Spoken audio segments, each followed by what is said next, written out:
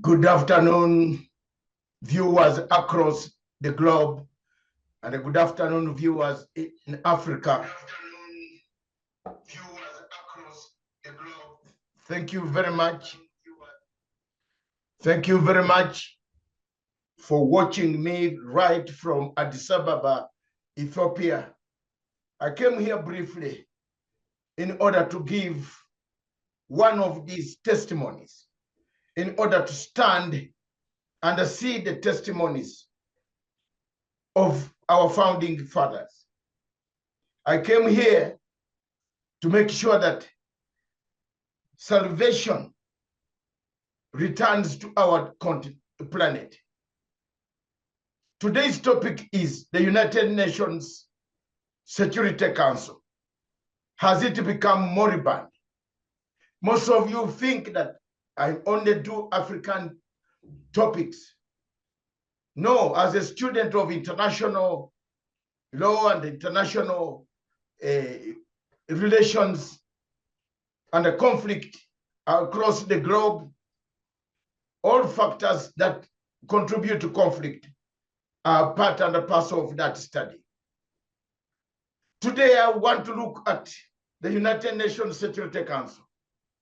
Are we in a safer place like we were? Are we back to a war, a world war that is looming across the globe?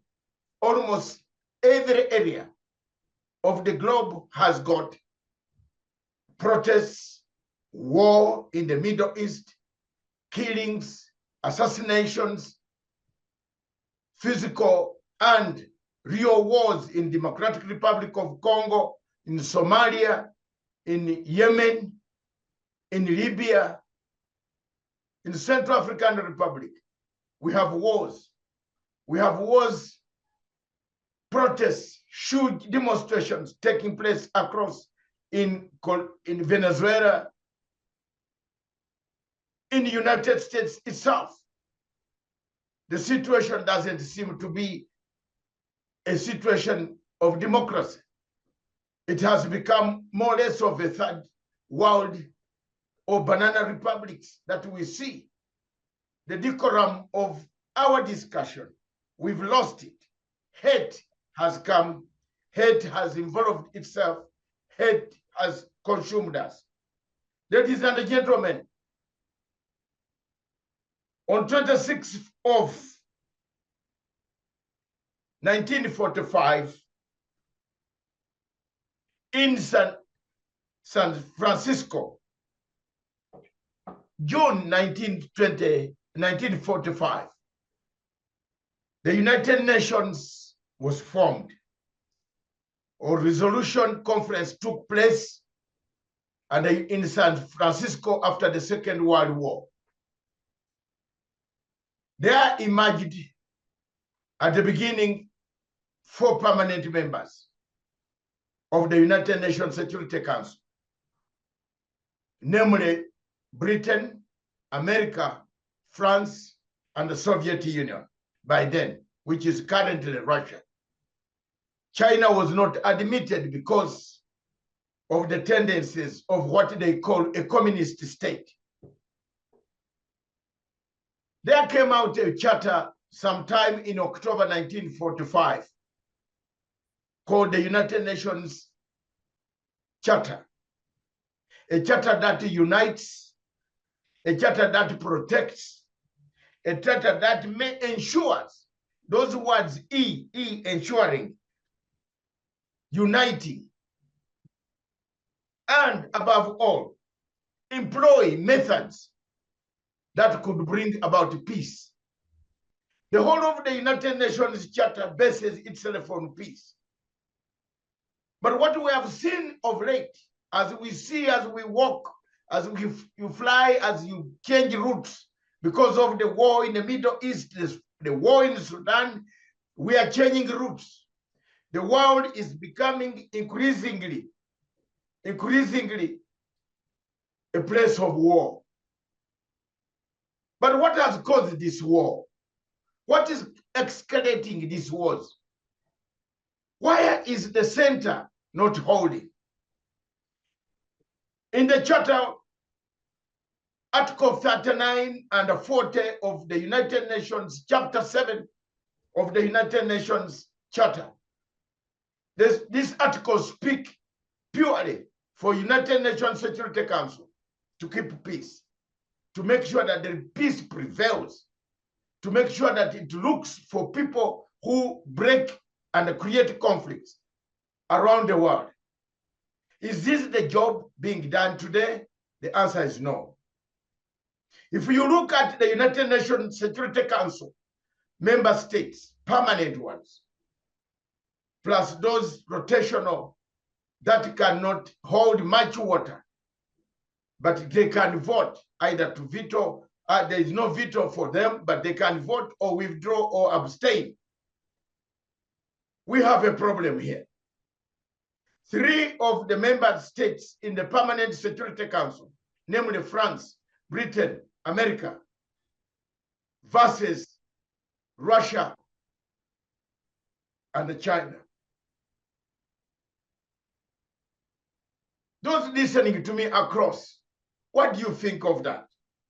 When it comes to 2 superpowers, all of them, 5 of them with nuclear weapons, all of them. 5 permanent members of the United Nations Security Council with nuclear weapons that can kill the world. If one of them triggers, the whole world goes down. And if they are not agreeing, we see the disagreements within the United Nations Security Council. America, Russia, and disagree on a number of things. And that has influenced, created the NATO countries or those that are allied to the West versus those allied to the East. In this scenario, then, we have a problem. And as Africans, it affects us. That's why I am in Addis Ababa today to make this point and a return, to make a point to the headquarters of African Union, that what is it that we are doing today? What is it that we want to get today? What is it that, as Africans, are these conflicts not going to affect us? Are we not being affected by these conflicts? The answer is yes, we are. We are affected by this conflict. And therefore, as people affected by this conflict, ladies and gentlemen, we better start thinking very fast.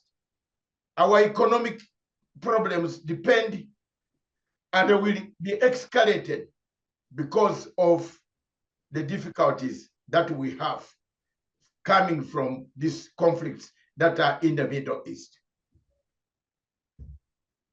There have been assassinations, attempted assassinations, terrorism increasing since October last year.